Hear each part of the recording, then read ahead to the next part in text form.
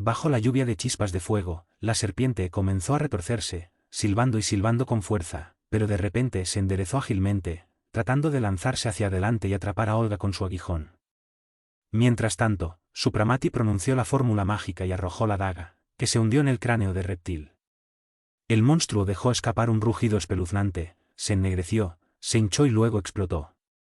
Envuelto en humo negro que llenó la habitación con un olor asfixiante y putrefacto.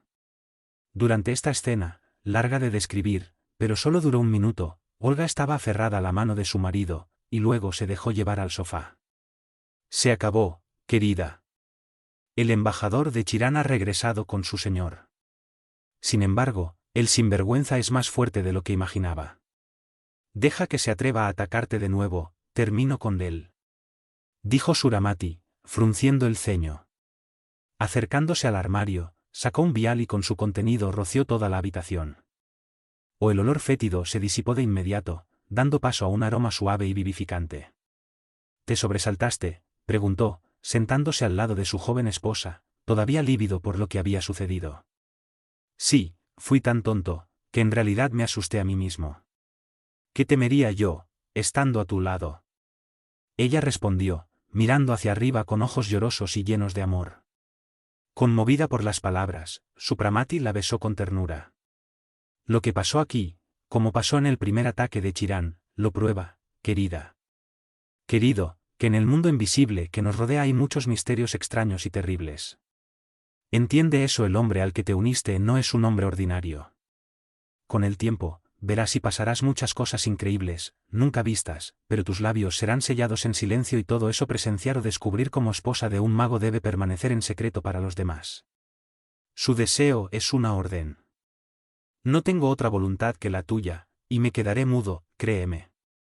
O lo que sentí durante la ceremonia de la boda me hizo comprender que me había casado con un hombre inusual. Me fascina y me llena de orgullo, sin embargo, ni siquiera puedo presumir de ello, concluyó con una sonrisa. Una pesadez tan ingenua y franca que Supramati se echó a reír.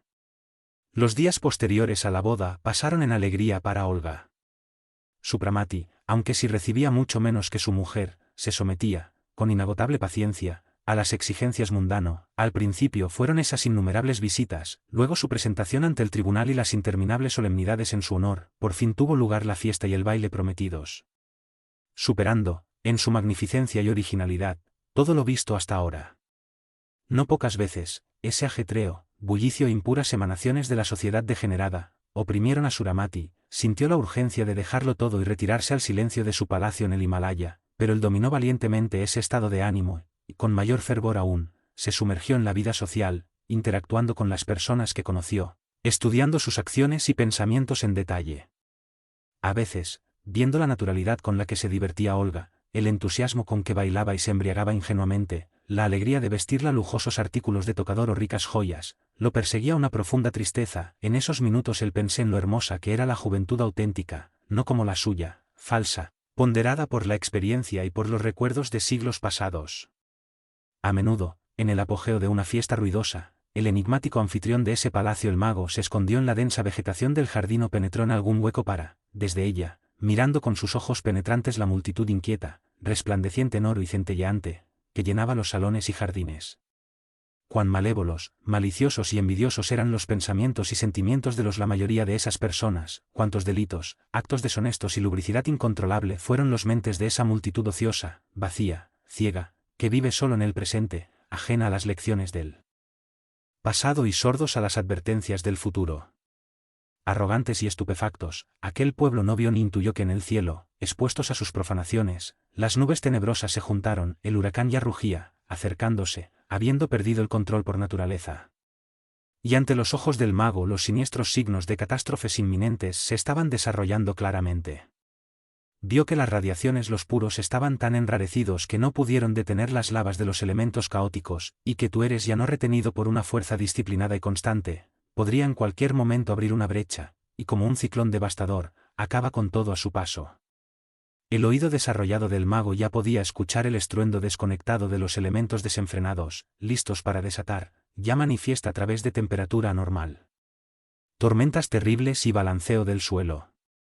Él quise gritar a esos ciegos: arrepentíos, hombres. detén los atracones, voltea las mesas, quítate las batas elegantes, y en lugar de orgías, orad, ayunad y clamad a vuestros invisibles protectores. A través de la humildad, arrepentimiento, fe y cantos sagrados, traten de generar fluidos astrales puros y límpidos que puedan para dispersar el caos y salvarlos de las desgracias, a punto de resbalar sobre sus cabezas. Suramati sufrió mientras imaginaba el terrible futuro y fue torturado por su impotencia para evitar o detenerlo la multitud humana. Sin embargo, no prestó atención a algunas anomalías, todo fue una fiesta sin escrúpulos, pecado y blasfemia, generando poderosas fuerzas negativas con las que ella catástrofes aceleradas. La vida privada de Supramati iba muy bien, en un ambiente de concordia, el dócil, esposa cariñosa y reservada dio más animación a su vida en medio de la inocencia y el amor, así, nunca se aburría. El instinto de la mujer que lo amaba sinceramente guió a Olga y la hizo entender cuán grande era la distancia que la separaba de Supramati. Sin el permiso de su marido, nunca cruzó el umbral de su estudio, nunca. Se acercó sin que él la llamara, y en conversaciones con él, trató de evitar lo que, en su opinión, puede parecer aburrido o aburrido. Suramati, a su vez, se apegó cada vez más a la joven esposa e hizo todo lo posible para hacerla feliz. Y Olga estaba feliz, mientras, gracias a la bondad y el compromiso de su marido, el temor supersticioso de que ella nutrió, en lo profundo de su alma. Al ver su disposición a cumplir con las demandas de la sociedad, ya que siempre fue un anfitrión amable y un interlocutor agradable, ella no pudo verlo como un mago. Sin embargo, Olga no sabía que Supramati se dedicaba todas las noches a un régimen especial de adeptos, a la meditación y purificación de los fluidos nocivos que lo infestaban durante el día. También hizo ejercicio con resolver problemas mágicos o ensayar fórmulas complejas. Como un pianista que ensayando constantemente para no perder la flexibilidad de sus dedos, Supramati se retiró al mundo astral para no olvidar los conocimientos adquiridos por él. Habían pasado unos 3 meses desde la boda de Supramati y Olga comenzó a acostumbrarse a los placeres de la vida en el palacio más magnífico de Zargrad. Se acostumbró a usar ropa rica y joyas valioso, pero de vez en cuando el deseo de ver algo de la misteriosa ciencia del marido, y este deseo aumentó aún más debido a varios informes que corrieron por la ciudad sobre unos curiosos y divertidos fenómenos, protagonizados por adeptos del satanismo. Regresando un día de una reunión con las amazonas, donde solo hablaron de milagros, presentada por uno de los satanistas, relató la conversación a su marido. Este no parecía haber dado sin atención. En la misma noche de ese día, la pareja se encontraba sola en casa, cosa difícil de pasar, sentado en una pequeña habitación al lado de la oficina de Supramati. Estaba dibujando un asilo que quería para discapacitados mentales, mientras Olga, sentada en el sofá frente a su esposo, sostenía el manos un bordado. En lugar de trabajar, reflexionó sobre lo que le habían dicho por la mañana, asqueada. El hecho de que su marido, a pesar de que era un verdadero mago, nunca le mostró nada del campo de su poderoso conocimiento, que debe superar por miles de veces todo lo que los satanistas lo hicieron. Probablemente la despreciaba por su ignorancia, permaneciendo siempre por es un mortal ordinario. Estaba tan absorta en sus pensamientos que no notó una sonrisa traviesa en sus labios. Supramati.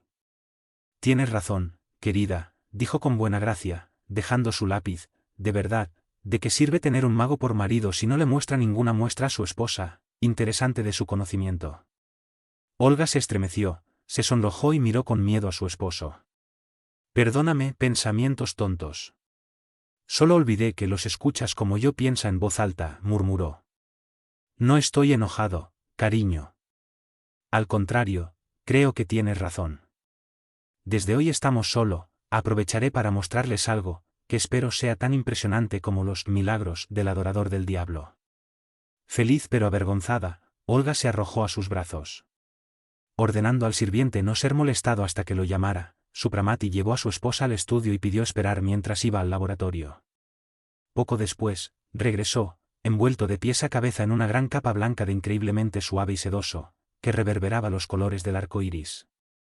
Una capucha cubría su cabeza y cara, a través de la abertura solo se podían ver los ojos. En su mano sostenía una espada, cuya ancha hoja estaba cubierto de signos cabalísticos grabados, que emitían luz fosforescente. Colocando a Olga junto a su aldo, dio la vuelta, envolvió a su esposa en la capa y empezó a cantar una extraña canción en un idioma desconocido para Olga. Momentos después, sintió que el suelo se le resbalaba de los pies y que, sostenida por su marido, flotaba bajo un profundo precipicio, atrapada por una ráfaga de viento, perdió el conocimiento. Al abrir los ojos, Olga pensó en el primer momento en que estaba soñando. Ella se vio a sí misma en un gran patio sombreado. Junto a un estanque de mármol con fuente, paseaba un elefante blanco. Al fondo, bajo la columnata de mármol arqueada, estaba la entrada al palacio. El elefante se acercó de Supramati y lo acarició con su trompa, este lo acarició y lo palmeó levemente con la mano. Luego llevó a Olga, muda de asombro, al palacio. Atravesaron una infinidad de lujosas habitaciones y salieron a una enorme terraza, desde la cual abrió una vista de cuento de hadas de un vasto y floreciente jardín con fuentes. Un sofá, cubierto con tela roja con diseños dorados, era una invitación al descanso. «Dios mío», exclamó Olga, pálida y emocionada. «¿Dónde estamos? Estamos en casa, en mi palacio en el Himalaya, y aquí pasaremos el día», respondió alegremente. Supramati. Al toque de la campana, llegaron dos hindúes. Estos, al parecer, no se sorprendieron por la aparición inesperada del príncipe, se inclinó a modo de saludo, a su orden, trajo un desayuno de frutas. Poco después, Supramati llevó a su esposa a examinar el palacio y los jardines. Olga miró soñando, su mente se negaba a entender cómo terminaron en la India. Ella recogió flores, sentía pesadas cortinas, acariciaba pájaros y otros animales, todos estaban domesticados y se acercó sin miedo. La exaltada admiración y la inocente alegría de la esposa divertían a Supramati. Con la llegada de la noche volvieron a la terraza y Supramati dijo alegremente, antes de regresar a Zargrad: «Quiero mostrarte el ejército que mando. Solo tengo miedo de que te asustes por estas criaturas invisibles para los seres humanos ordinarios.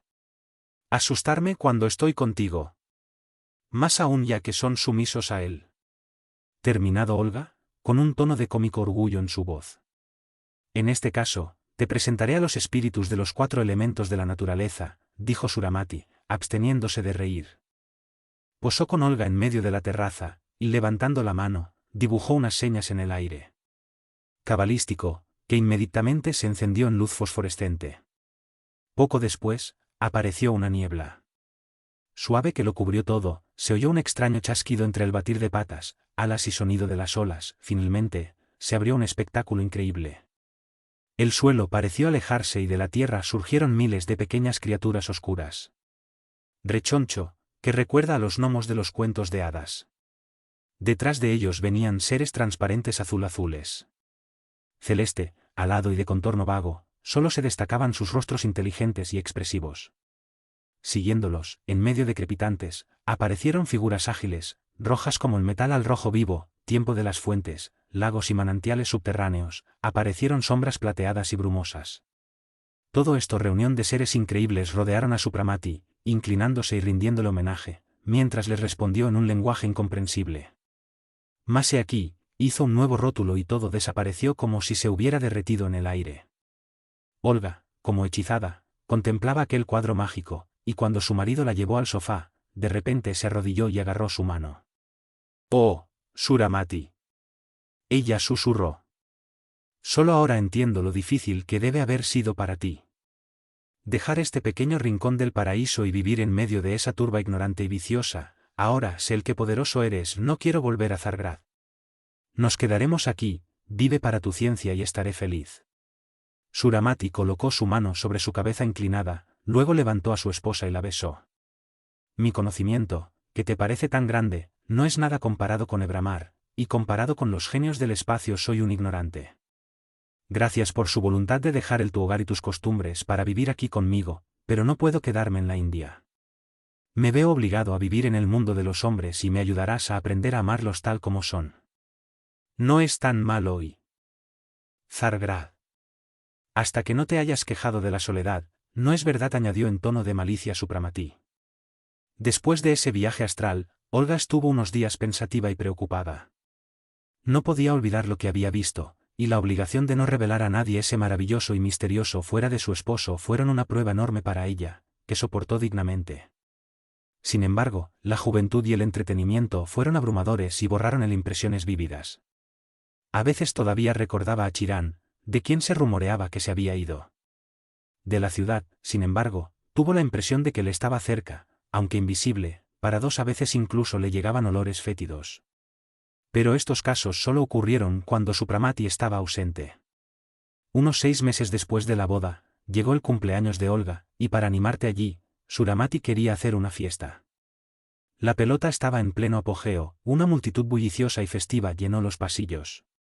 Sonrojada y exhausta por el baile, Olga salió a la terraza y bajó mágicamente al jardín. Iluminado, para una bocanada de aire fresco y un paseo cerca de la fuente que brilla en haces de rubí. Atrás, mientras él se acercaba lentamente a la terraza, ella se detuvo, y un grito de terror salió de ella. ¡Cofre! La cortina que cerraba la salida de la terraza estaba en llamas y las lenguas de fuego eran veloces increíble, corrían por todas partes, lamiendo las paredes, las cornisas y escapando por las ventanas. O el fuego pareció engullir todo el palacio. Asombrada, Olga miró ese horrible espectáculo, pero cuando vio a Supramati, quien corriendo escaleras abajo, se arrojó sobre él.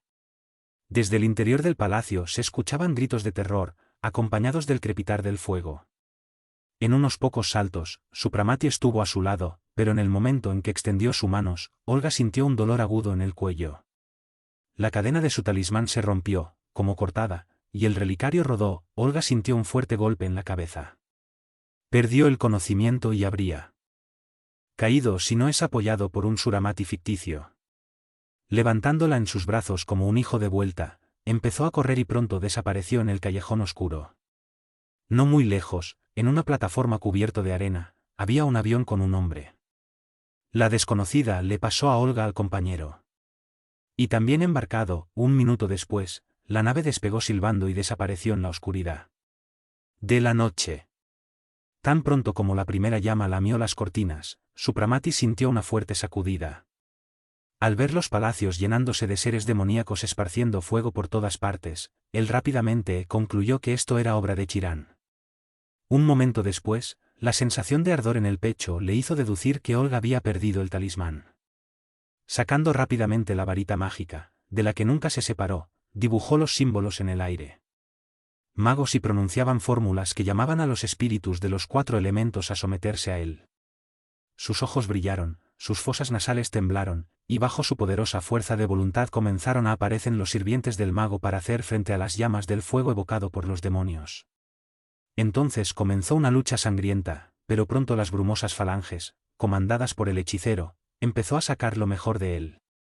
Las sombras oscuras desaparecieron y el fuego se apagó como por magia. 10 minutos más tarde, solo algunas paredes chamuscadas, trapos quemados de las cortinas y algunos muebles volcados, durante el pánico, testimoniaban el peligro que pasaba cerca. Algunos de los invitados se escaparon.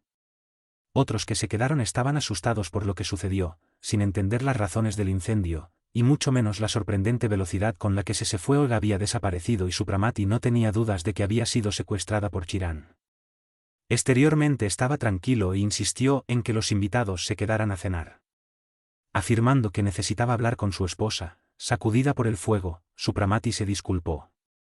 Sí por su partida involuntaria. En una de las inhóspitas y remotas gargantas rocosas de Palestina había un viejo construcción ennegrecida por la acción del tiempo. En un principio fue un castillo romano, más tarde se convirtió en un fortaleza sarracena y permaneció durante mucho tiempo en escombros. Hombres desconocidos posteriores recuperó los muros destruidos, las torres agrietadas, el muro caído y el viejo nido de halcones convertido en un castillo fortificado del mal. Los residentes locales, así como cualquier viajeros, evitaban pasar cerca de aquel desastroso lugar, siempre cubierto por negras nubes, de noche, iluminado con luces rojas. No fue sin razón que la gente huyó de ese foco de miasmas maléficos, capaces de hacer retroceder incluso a las más poderosas fuerzas del bien. Allí, como en innumerables fortificaciones luciferinas, el sitio fue el centro de los horrores más impresionantes. Ahí sí practicado villanías imaginables e inimaginables, toda clase de sacrilegios que solo odian el infierno podría engendrar contra el cielo. Allí, las orgías sabáticas alcanzaron el colmo de la bajeza en que los cadáveres revividos participaron en fiestas satánicas. Alice también practicaba el culto de exquisito vampirismo. Para su realización, niños y niñas fueron secuestrados, y las larvas se densificaron y los satánicos vampiros les chuparon la sangre hasta la última gota. Finalmente, se concentraron los íncubos y súcubos. Fue a ese nido de todos los horrores y fealdades que Chiran llevó a Olga, durmiendo en un sueño letárgico profundo bajo la influencia de narcóticos. Lívido como un cadáver, sin ropa, quemado al principio igual a, yacía en una de las torres, esperando la inmolación, solo por el odio feroz de Chirán podría saciarse con la muerte de Olga. Sí, debería ser deshonrado y luego asesinado por castigar a Supramati golpeando a la vez al marido y al mago. Esa noche se realizó una gran misa negra, acompañada de un festín vampírico, y Chirán decidió él mismo, chupar toda la sangre de Olga. Si esto resultó ser demasiado impregnada con las radiaciones del mago, sería llevada como sacrificio a Satanás. De cualquier forma, él quería poseerla, no de otra manera que muerta. Y por esto, para que la joven no constreñir y no estorbar, protegiéndose con oraciones o cualquier otro recurso de la magia blanca que le había enseñado su marido, se decidí que la óptima quedara inconsciente hasta el último minuto. No temía la interferencia de Supramati, en ese santuario del mal, donde ni siquiera el mago se atrevería a penetrar. Chirán se imagina a sí mismo invulnerable. En ese momento Supramati estaba experimentando una lucha moral atroz. Un sudor helado cubrió su cuerpo cuando, a través de su espejo mágico, vio en qué fortificación satánica era Olga. Para salvar a la niña, era necesario descender al mismísimo infierno y entrar en una lucha que parecía más allá de su fuerza. ¿Tendría la fuerza suficiente para vencer juntos tanto mal? De cualquier camino, tenía que intentarlo. Atrapado, fue al laboratorio y llamó a Nivara.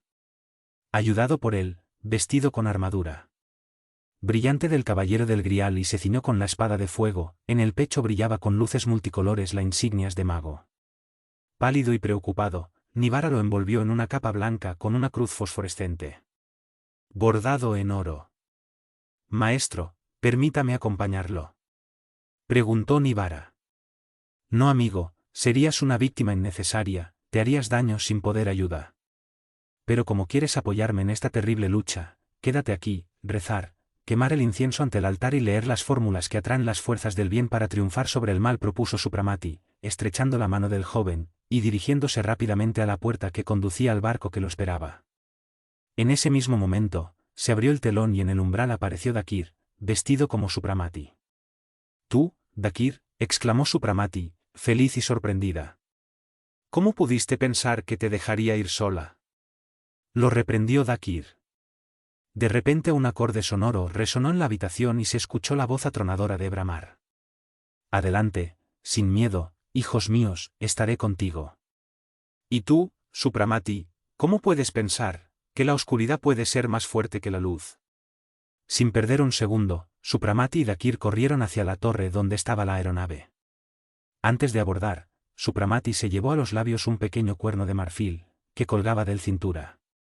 Hubo un extraño sonido estremecedor y persistente. Dakir repitió la señal, ambos entraron en el barco y partió a una velocidad vertiginosa. La fortaleza luciferina está esa noche envuelta en una luz roja como la sangre, en su tierra adentro, se completaban los últimos preparativos para los repugnantes rituales. En un inmenso salón con un altar a Satanás, erigido al fondo, los miembros de la comunidad demoníaca. En las camas, envueltas en lujosas telas rojas, yacían los cuerpos desnudos de mujeres y hombres, alrededor de ellos seres repulsivos volaban, esperando la celebración y orgías, con rostros cadavéricos, terroríficos ojos hundidos y labios rojos como la sangre. Sobre el altar yacía Olga sin vida. Chirán anunció que estaba totalmente contaminada por fluidos puros y solo sirven para el sacrificio. Junto a grandes cubas metálicas, sacerdotes satánicos sacrificaron los animales y llenaron las vasijas de sangre, que posteriormente serviría para la materialización de íncubos, larvas y otros representantes de la lúgubre población del mundo más allá. Sobre los altos trípodes ardían las hierbas, mezcladas con las grises entrañas de los cadáveres, extendiendo un hedor asqueroso. Una extraña orquesta de enanos, monstruos, lisiados y jorobados, interpretaban melodías salvajes e inconexas que estremecían el aire, cuyos instrumentos de cuerda eran tendones humanos. Cerca del altar, parejas de tigres, hienas y lobos de enorme, parecían dispuestos a defender a la víctima condenada a la inmolación y atacar a la primera enemigo que se aproxima. Esos depredadores solo tenían la apariencia de animales, mientras que en realidad eran seres humanos, transformados por luciferinos en bestias salvajes, como castigo por la apostasía, traición o cobardía. En la parte restante del salón, la multitud de luciferinos desnudos estaba abarrotada. Sus rostros pálidos y ojos espectrales e inyectados en sangre, tenía una expresión animal repulsiva. Después de que se completó la inmolación de los animales, el sumo sacerdote satánico subió el escalón del altar.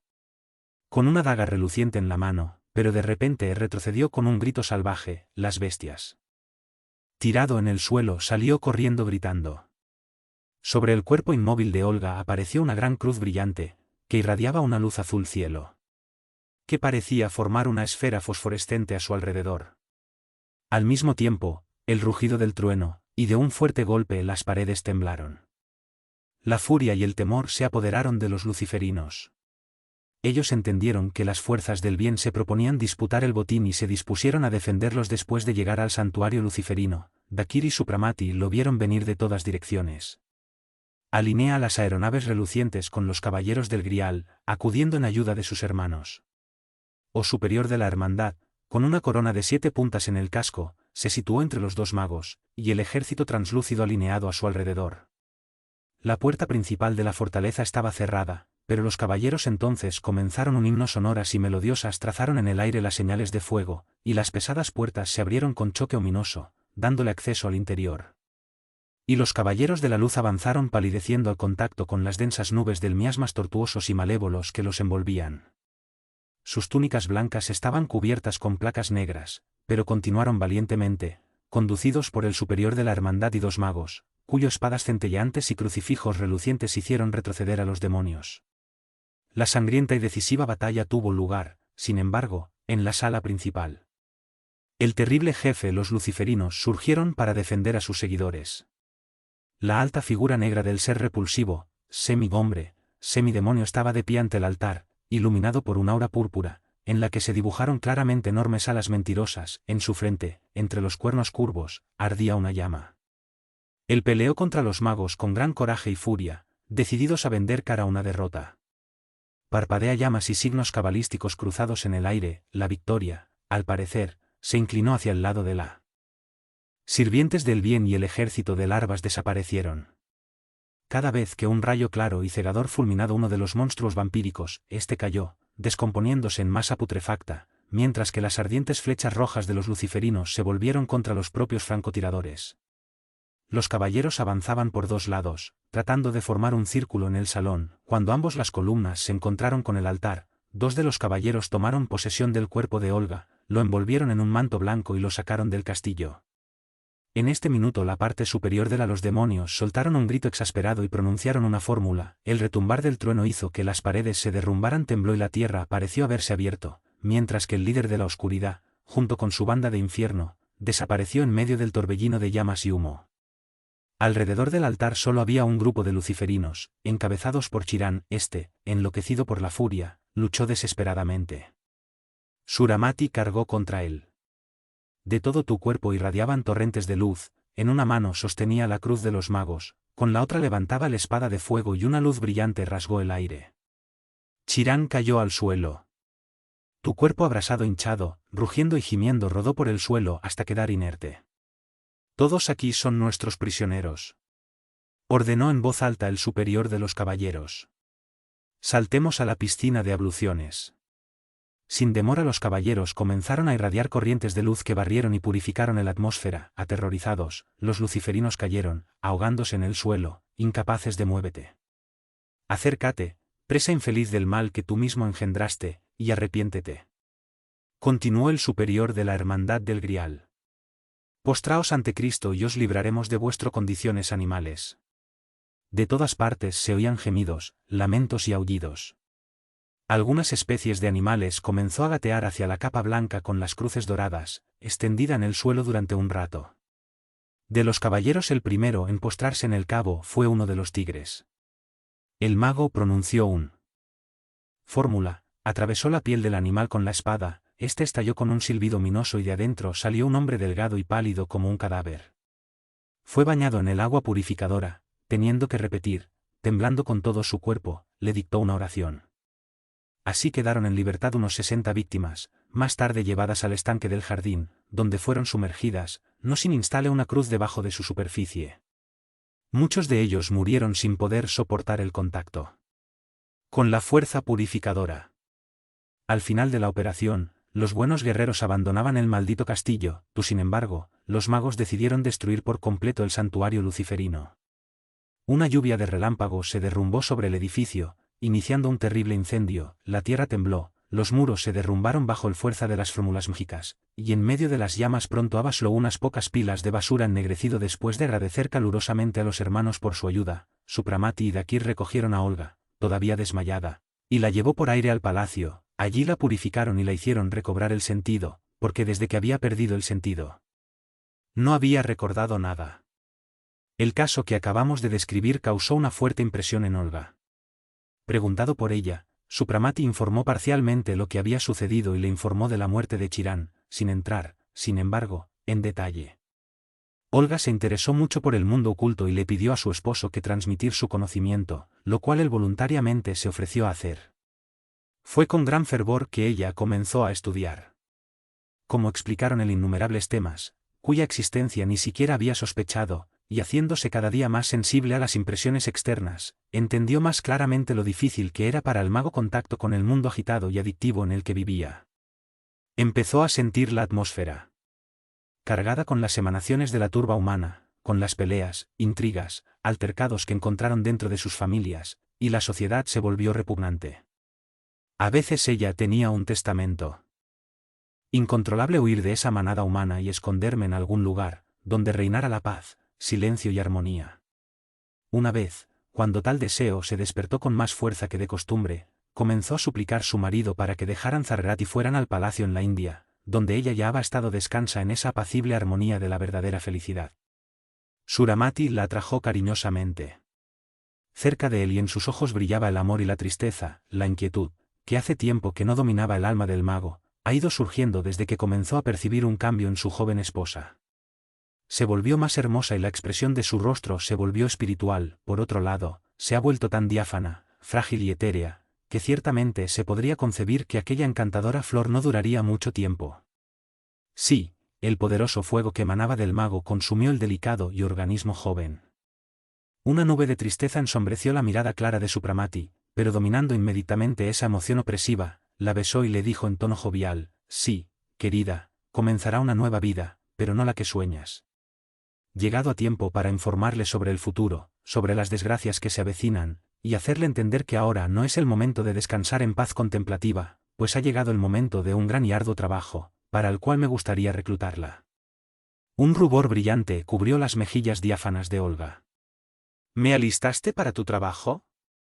¿Soy digno y capaz de tal honor?, exclamó, y una alegría estática brilló en sus ojos. Cada uno de nosotros trabajará en la medida de sus fuerzas para despertar a los hombres, sucios de vicios e inmoralidad, para recordarles a Dios y sus leyes pisoteadas.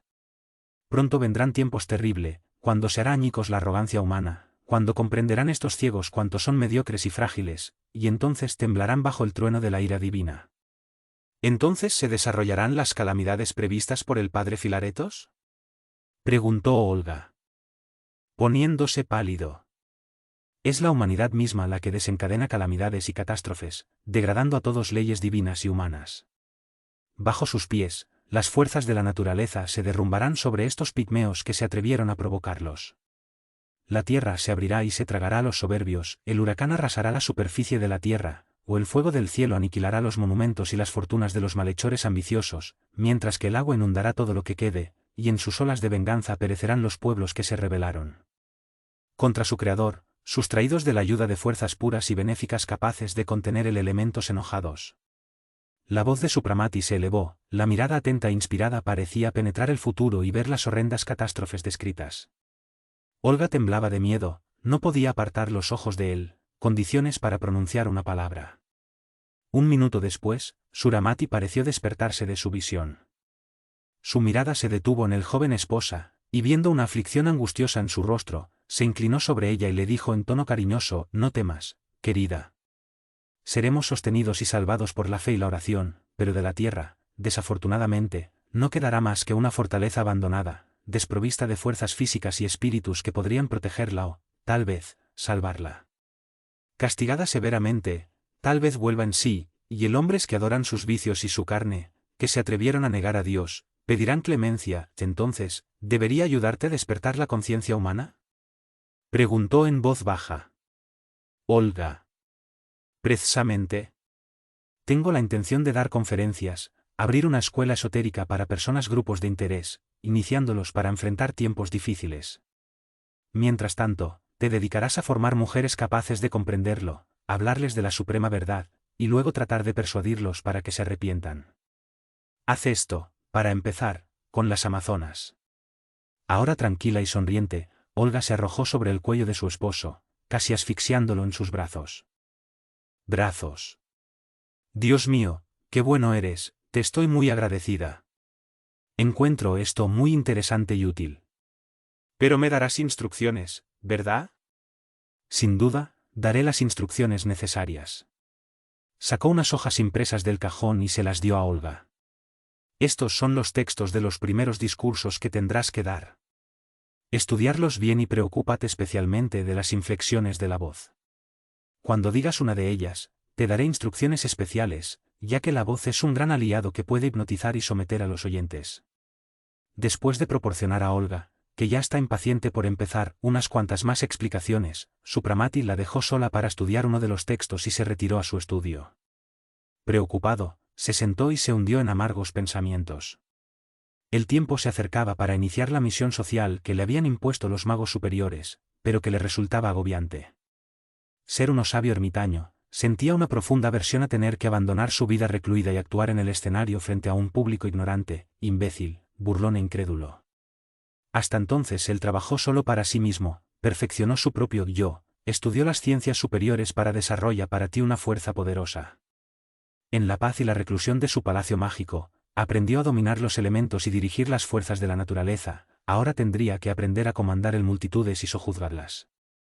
Habiendo contemplado las terribles fuerzas de la naturaleza y aprendido a lidiar con ellos, su intelecto fue refinado, su espíritu adquirió fuerza y voluntad de hierro, pero la lucha que tuvo de frente parecía humillante e incluso ridículo.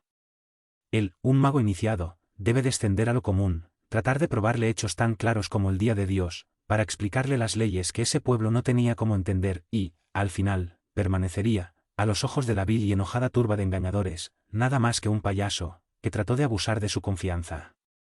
Él será el sujeto de burla, se cubrirá con el odio sórdido que todo ser inferior alberga hacia su superior, no sin embargo, tendrá que actuar, hablar y demostrar a esa turba sospechosa y hostil los grandiosos fenómenos del otro mundo, profesan fe y arrepentimiento, totalmente contrarios a sus gustos, convicciones y actos esta prueba será la más dura de todas. Suramati cerró los ojos y suspiró fuertemente. Una suave vibración armónica y una brisa cálida y aromática tocaron su rostro, haciéndola traer a Suramati de vuelta a la realidad. Se estremeció y abrió los ojos. A unos pasos de él una nube blanquecina flotaba en las sombras, entonces una luz color azulado inundó la habitación, la nube se agrandó, espesó y de repente apareció Nara, vestida con túnica blanca, sencilla y vaporosa. En su cabello suelto había una corona de mágicas flores azules. Como el zafiro, los cálices brillaban. Supramati, Supramati. ¿De qué te sirve la corona de mago si ya te desesperas antes de empezar tu misión? Se escuchó la amada voz. ¿Por fin viniste a visitarme, mujer cruel?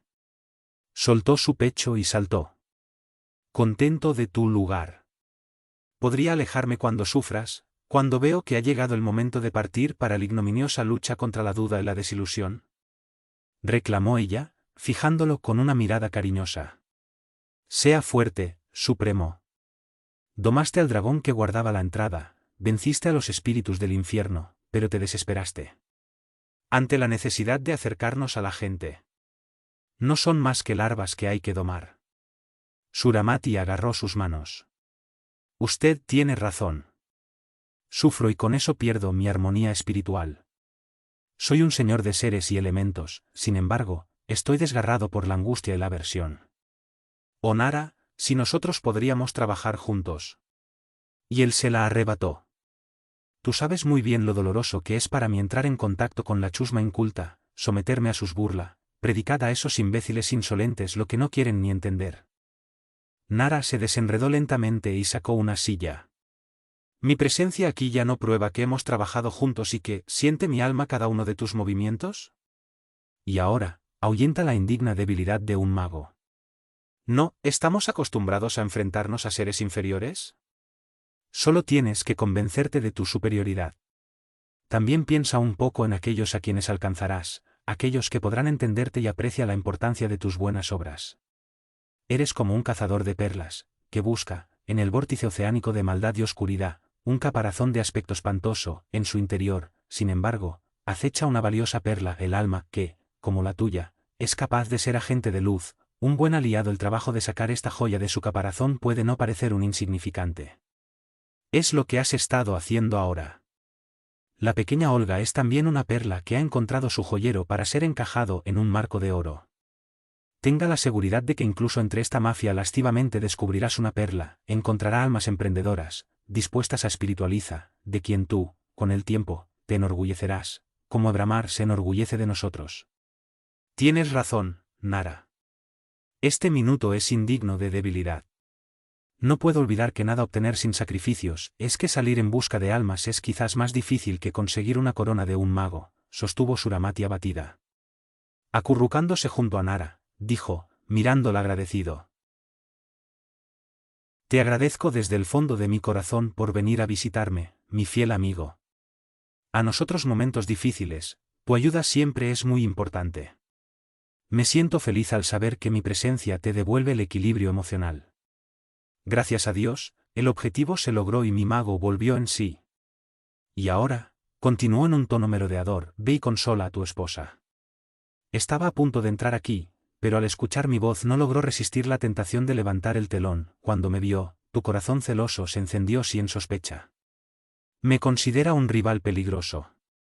Feliz es este niño que aún logra tener celos, mientras que nosotros, los pobres viejos, somos incapaces de ello. Y Nara se echó a reír, aparentemente divertida por el asombro de Supramati, quien pronto recompuesto, y ahora adiós. Se acercó, tiró de la cabeza de Supramati con sus manos y lo besó en la frente. Un beso fraternal, le susurró al oído. En ese mismo momento, se vio envuelta en una nube de vapor azulado, dentro de la cual parecía para fundir. En la sala, en señal de despedida, se escuchó un suave acorde armónico.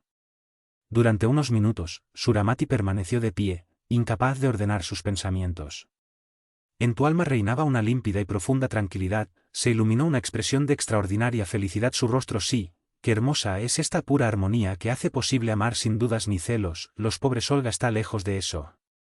Su corazón imperfecto todavía está perturbado por las pasiones terrenales y necesito irme. Calmarla. De hecho, el alma de la joven fue escenario de una verdadera tormenta de celos y desesperación. Habiendo releído varias veces uno de los textos que iba a hablar, antes de memorizarlo, se topó con algunos pasajes incomprensibles y decidió pedirle una explicación a su marido. Pero cerca de la tuya oficina se detuvo, una voz plateada llegó a sus oídos hablando en un idioma extraño. Suramati tenía una esposa. Y él le respondió en la misma lengua, en tu voz podría ser distinto. Los tonos profundamente sentimentales, nunca escuchados por ella y que expresaron innegablemente, un cariño cálido. El corazón de Olga se aceleró de angustia. ¿Con quién podría estar hablando? ¿De esa manera? Sin fuerzas para resistir la tentación. Levantó lentamente la cortina y se quedó atónita. De pie junto a Supramati había una mujer de una belleza verdaderamente celestial. Un simple túnica blanca perfilaba su esbelta figura, el cabello rubio dorado, cuyos sedosos mechones descendieron prácticamente hasta el suelo, envolviéndola como un manto brillante. Un destello azul cielo envuelto alrededor de su cabeza, adornado con increíbles flores fosforescentes. Los grandes ojos oscuros. La hechicera miró a Suramati con una expresión de amor, incluso su mirada hacia lo desconocido mostró admiración. Y de repente la abrazó. Olga no quería ver lo que pasó después. Como perseguida por furias, irrumpió en el. Yo estaba en el dormitorio y, arrodillándome junto a la ventana, le tapé la cara con la almohada que estaba en el alféizar. Un verdadero huracán rugía en su corazón. Esa sí que era la reina de su corazón. Aquella mujer de divina belleza estaba a su altura en conocimiento y armonía. Él sin duda deberías amarla con un sentimiento diferente a tu rostro tranquilo y protector hacia ella, Olga, que incluso sería natural. Qué fea e insignificante debe haber parecido al lado de ese mago, que pertenecía, sin lugar a dudas, a la hermandad de adeptos, viniendo con la intención de revigorizar al hermoso ser inmortal, como él, y que se sentía un ermitaño desterrado entre ellos, los mortales. Sí, Suramati podría tolerar, por supuesto, el amor de ese ser insignificante como ella. Por otro lado, ella tampoco podía ser tan pretenciosa y ciega como para imaginar haber conquistado su corazón. No. La muerte es preferible a este sufrimiento. Solo pensar que ese hombre sería capaz de engañar, escondiendo las visitas de los hermosa joven desconocida para descansar con ella hablando, para aburrirse en compañía de un esposa estúpida e ignorante. Las lágrimas la ahogaron. De repente se le ocurrió una idea y se agarró la cabeza con las manos. ¿Cómo no dejarle ver lo que me bullía en la cabeza? Tan pronto como entra acabará leyendo lo que hay en mi alma. ¿Y si se ofende y encima empieza a despreciarme? No se dio cuenta cuando se levantó el telón y Supramati se paró en la entrada, mirándola. Alegre e indulgente. Se acercó, sacó una silla y se sentó a su lado. Totalmente absorta con la tormenta que se desataba en su alma. Olga no vio ni oyó nada. El Teda la tomó de la mano y le dijo en tono cariñoso, fingiendo no saber lo que la atormentaba: Dios mío, Olga, te ves desconsolada. ¿Qué te duele tanto? Al escuchar su voz, Olga saltó abruptamente y sus hermosos ojos llorosos reflejaron claramente los tormentosos sentimientos que la aquejaban. Perdóname. Sé perfectamente que has leído mis sucios pensamientos, de los cuales vergüenza, pero soy tan infeliz. Es insoportable sentirse indigno de ti. Las lágrimas brotaron de sus ojos y besó la mano de su marido, que sostenía la de ella. Suramati entre risas la atrajo hacia él. Tonto. ¿No te da vergüenza ser tan celoso? Tu corazón está a punto de estallar, sospechando de mi infidelidad y encuentros secretos. Y un sentimiento tan impuro acecha en el alma de la esposa del mago.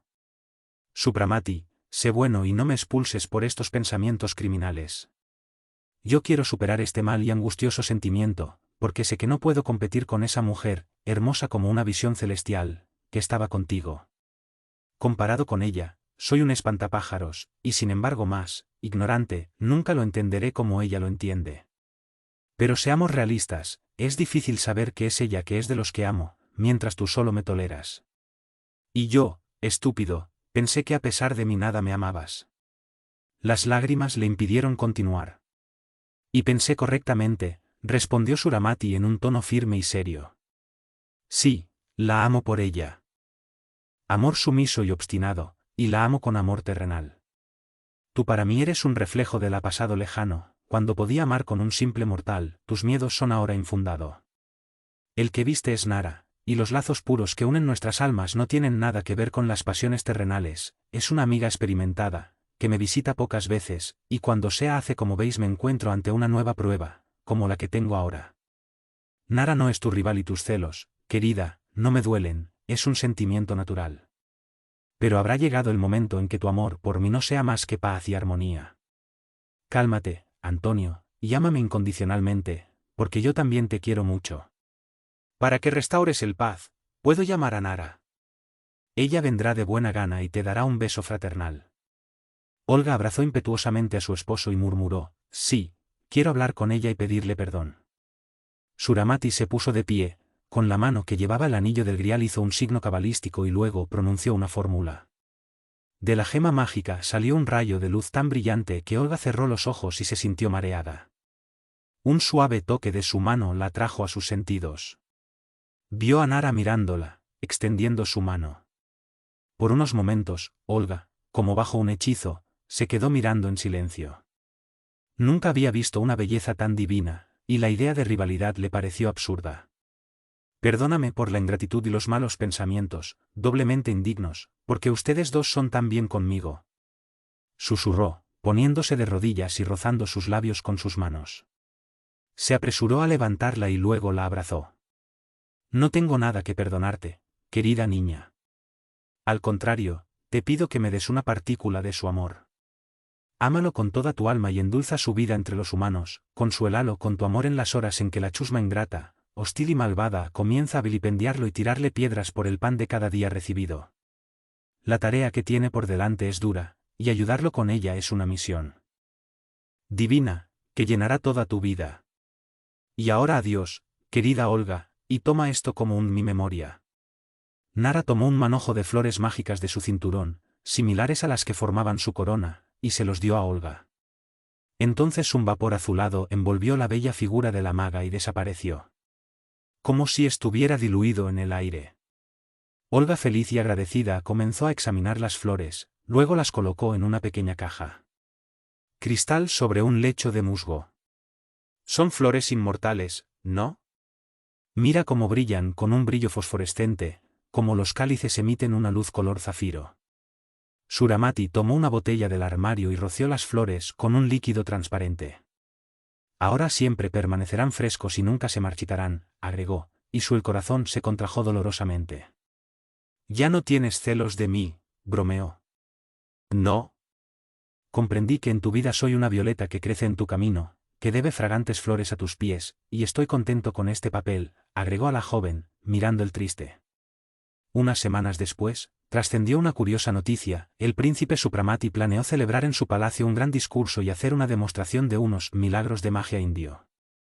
En todos los salones de Zargrad solo se hablaba de la extravagante idea del príncipe, interpretada en todos los sentidos para buscar la causa y el objeto de esa intención.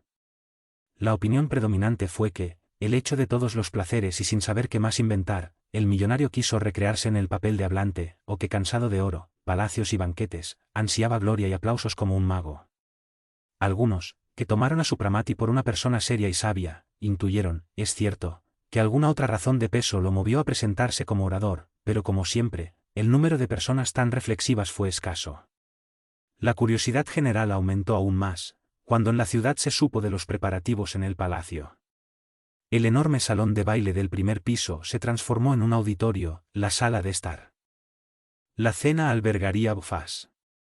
También se informó que se darían algunas conferencias en las que el príncipe haría vaticinios de catástrofes y convulsiones que estaban por ocurrir, demostraría con espejo mágico y materializar los espíritus utilizando un método sin precedentes.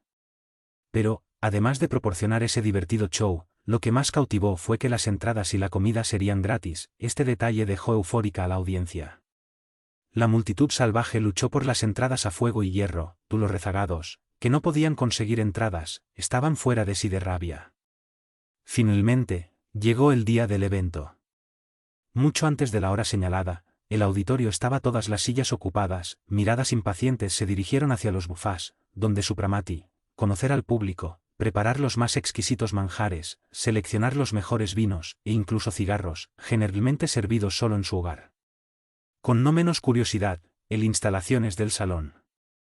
Al fondo de esta, sobre una plataforma, se había habilitado una cueva, iluminada con una luz intensa azul, dentro había una mesa con una silla de mármol y un extraño dispositivo en forma de pantalla. El público fue muy variado. Aparentemente, la secretaria del príncipe distribuyó los boletos. Al azar, las damas todas engalanadas y cubiertas de diamantes y los caballeros con sus pechos llenos de medallas, eran la mayoría. Esa mafia bien vestida e ilustre, la flor innata de la cosecha, interés fingido, pero en medio del alboroto, opiniones calumniosas y burlonas se lanzaron contra hacia el anfitrión, gastando un montón de dinero para mostrar alguna tontería. Si eso está detrás de esto, todos los demás propósitos no estaban ocultos. Rostros llenos, etiolados, llenos de autosuficiencia, de esos representantes de los vicios refinados, antiguos y actuales, en estampida de risas malvadas de burla. Sin embargo, pocos tenían idea de que se les harían grandes revelaciones o datos.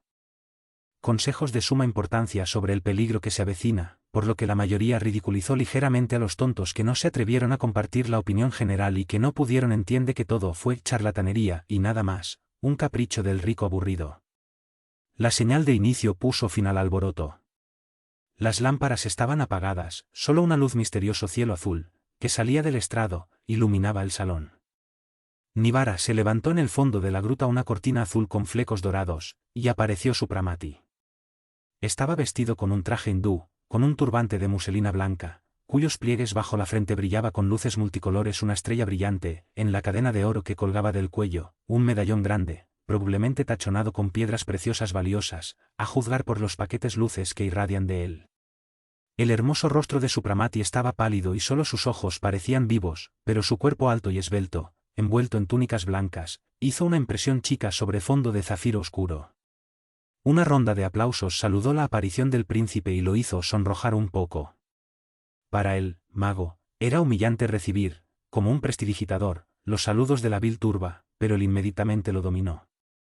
Esos cientos de cabezas, abigarradas bajo sus pies, eran los mismos hidra humana que los iluminados le contarían que debía conquistar. Su voz sonaba profunda y conmovedora y las palabras emocionadas dibujaban la imagen. Costumbres imperantes de la época, los abusos y crímenes que contaminaron el aire y sacudieron el sellos vitales en el planeta. Explicó la importancia de las fuerzas puras y las buenas emanaciones para contener y repeler la presión de las furiosas fuerzas del caos, listas para explotar en terribles hecatombes. Con fervor llamaba a los hombres a volverse a Dios, a orar, a invocar el fuerzas puras, para evitar una muerte terrible, ya que sus cuerpos aún estaban llenos de vitalidad y sus cadáveres serían presa de los espíritus larvarios, acechando con avidez cada cuerpo. Ser abandonado, estar satisfecho con ello. Ante la mención de los gusanos, una risa reprimida recorrió el salón, docenas de pañuelos revoloteaba para sofocar la risa intempestiva. Aquí o allá, sin embargo, se podían ver caras. Perturbado por aquellos que estaban serios y atentos escuchando el discurso. Suramati no dio a entender que notó la impresión que causaron sus palabras y pasó tranquilamente a los experimentos, mostrando el efecto de los fluidos viciosos en el cuerpo astral de hombres. El intermedio se centró en el asalto a los bufás y un animado intercambio de opiniones. Muchos bromeó con los diluvios predichos y se rió, especialmente en los medios sugeridos para evitar todas esas desgracias, orar, tener fe en Dios y reintroducir los ritos eclesiásticos tontos. El caritativo príncipe simplemente quería hacer retroceder el mundo unos siglos y sumergirlo de nuevo en la oscuridad de las supersticiones y creencias, pero por suerte la gente ya no era tan imbécil. Los satanistas, a su vez, se sintieron ofendidos por la desafortunada definición que ese hindú le dio a los gusanos, seres encantadores e intrigantes, mucho más divertidos que el común de los mortales. De cualquier forma, todos tenían mucha curiosidad por echar un vistazo al espejo mágico para saber sobre su futuro, ya que el del planeta les interesaba poco. La segunda parte de la charla, cuando Supramati hizo unos curiosos experimentos con el aura humano y presentó algunas apariciones del otro mundo, divirtió mucho al público, aunque el número de extraordinario realismo dejó una impresión desagradable. Salió humo de la pantalla. Negro cubriendo toda la gruta y la figura del mago, de pronto apareció la imagen de un barrio de Zargrad. Relámpagos resplandecientes atravesaron el cielo oscuro, ráfagas de viento sacudieron las paredes edificios, azotados por huracanes, las oscuras olas ondulantes inundaron ruidosamente la ciudad. La ilusión completa, parecía que las aguas embravecidas estaban a punto de inundar. Espectadores, y en la sala se oían gritos de pánico. Cuando la aparición desapareció, muchos de las mujeres estaban desmayadas, mientras que algunos hombres, con los nervios sacudidos, tenían una crisis de histeria, y otros estallaron en llanto frenético. Con las luces encendidas, todos se calmaron, solo la maravilla general de la experiencia cinematográfica, aún inédita, que superó todas las expectativas. Al día siguiente, Nirvana informó a Supramati que varias personas pidieron ser recibido y quería alguna explicación sobre los temas planteados en la conferencia, todos expresaron el deseo de aprender más. Los simplemente curiosos los despedí, pero para unas 10 personas, de hecho creyentes, fijé el día para que vinieran, como me instruiste, maestro. Bien hecho, Nirvana. Cuando el número llegue a 50, me avisas. Y Suramati dio las instrucciones necesarias para que se fundara la instalación de la escuela esotérica, con alojamiento para 2 jóvenes seguidores, que pronto vendrían a ayudarlo con su enseñanza. Tan pronto como la secretaria se fue, apareció Narayane, en el mejor de sus estados de ánimo, tarareando una canción. ¿Sabes lo que hice? Acabo de convertir a 10 de tus oyentes ayer en cerdos, anunció. ¿El satisfecho, no creen? Lo digo en serio. ¿No te da vergüenza abusar de tus poderes? Ni un poco. No entiendo cómo tuviste que tirarle tantas perlas a los puercos ayer. Bueno, fue así, estaba caminando en el parque del Palacio Teatral y me encontré con un grupo de jóvenes, riéndose de ti, de las tragedias que se avecinan, y, sobre todo, de tu consejo de orar. No te puedes imaginar cuántas tonterías y ultrajes hablaron, pero en un momento uno de ellos anunció que ya que tienes esperanzas de encontrar oyentes dentro de templos e iglesias, entonces debería domar algunos cerdos y llevarlos allí. Fingí que me gustaba la idea y les dije que era un maestro en la domesticación de animales, y si estuvieran dispuestos a ir conmigo a mi pueblo, justo al lado del Palacio de los Artistas, yo podría mostrarte muchas cosas interesantes en ese sentido. Ellos fueron. Y allí, por un método que ya conocen, los convertí en cerdos y luego salí a la calle. Ni te imaginas cómo se sintieron cuando se dieron cuenta de su condición. Gimiendo desesperadamente, corrieron por las calles, gritando en voz alta. Seres humanos que el príncipe Narayane los había hechizado. Una gran multitud obviamente se había reunido, quienes terminaron acompañando a los honorables mamíferos corriendo a sus hogares. Ahí la tragicomedia tuvo un desenlace aún más cómico. Los de casa no querían aceptar a los extraños familiares, y a pesar de los gritos de los pobres lechones, los echaron a patadas sin ninguna ceremonia. La multitud indignada se volvió contra mí, y, con gritos y amenazas, se abalanzó sobre mi palacio. «Dios mío. ¿Cómo te arriesgas tanto, Narayane? Sin embargo, debemos liberar a esos desafortunados», exclamó Supramati. «Cálmate. Ebramar ya les ha devuelto su belleza natural y tú, que me conoces, lo sabes. Suelo tomar mis precauciones, así que preparé una coartada irrefutable». Durante el tiempo de ese episodio, estaba en el teatro con 6 de mis amigos, altos dignatarios, que ya habían confirmado esto. Mañana, en todos los periódicos, habrá una carta mía anunciando que un gran hombre innoble se hizo pasar por mí para intentar un transformismo diabólico, ya que estaba sentado en el cabaña con mis amigos. Y nadie podrá dudar de mi probidad. Concluyó satisfecho Narayane. Te doblaste, tramposo. ¿No sería mejor que nos ayudaras que dedicarte a estos disparates? Observó Suramati, sacudiendo la cabeza.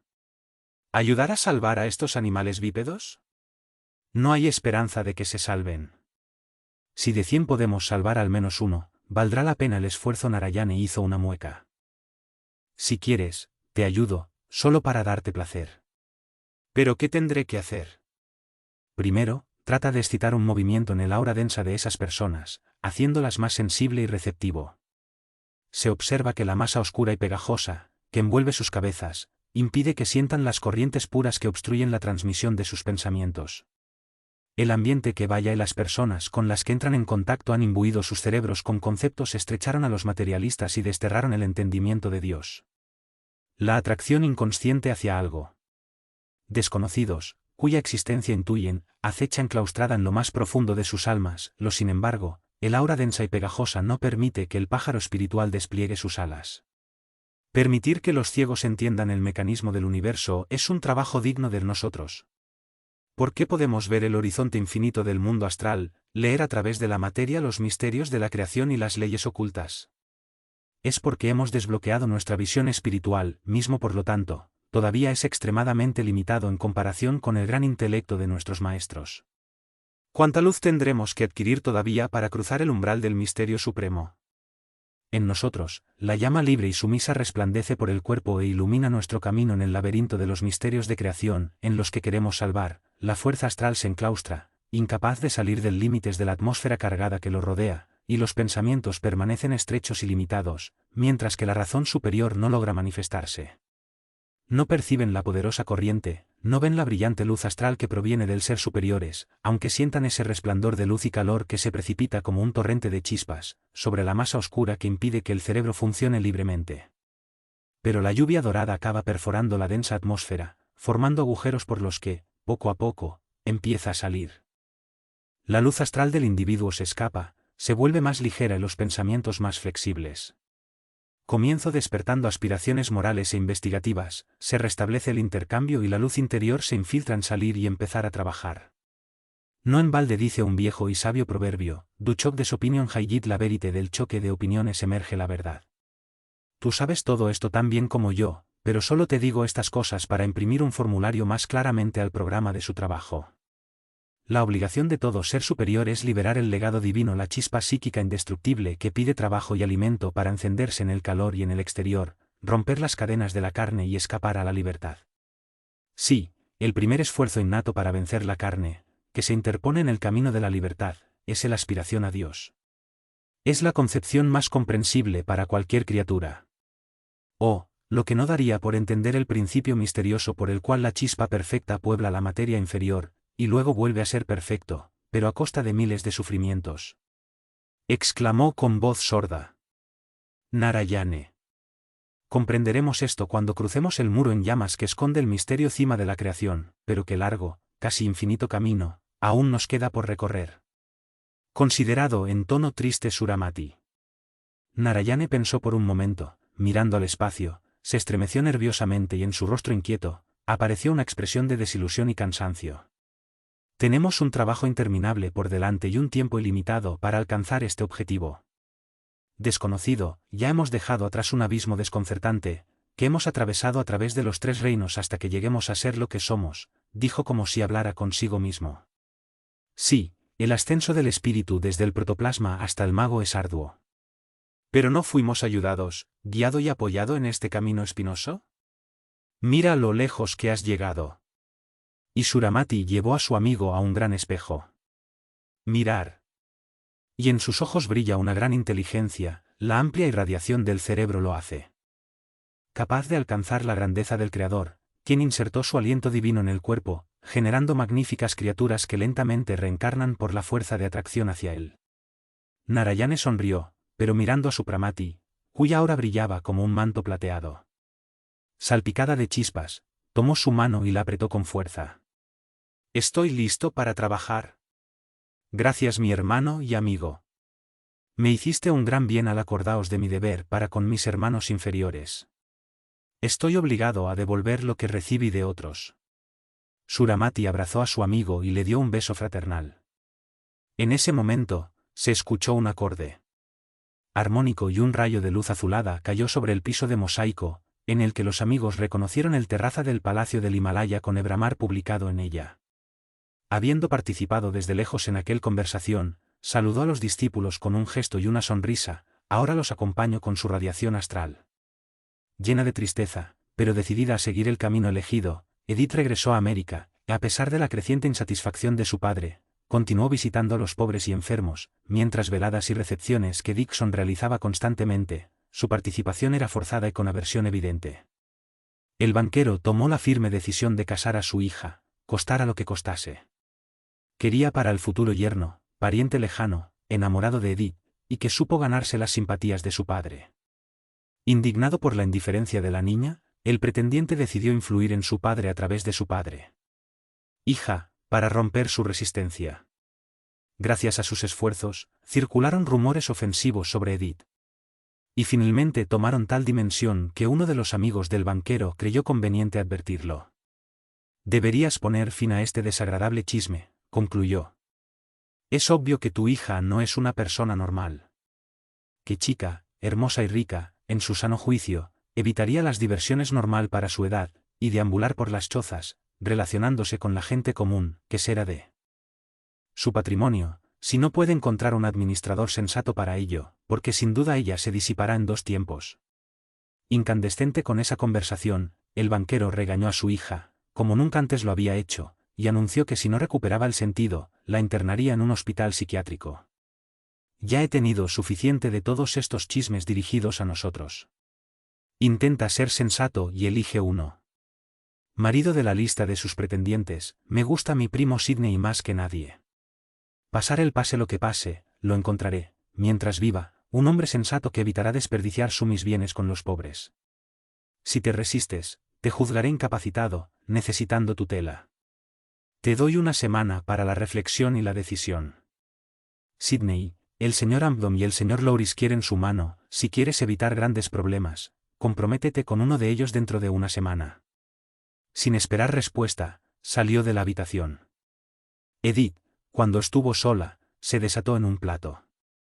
Debido a la enorme libertad de que gozaban las mujeres, la hija, por supuesto, podía luchar contra el padre, pero el precio sería escandaloso, pues era menor de edad.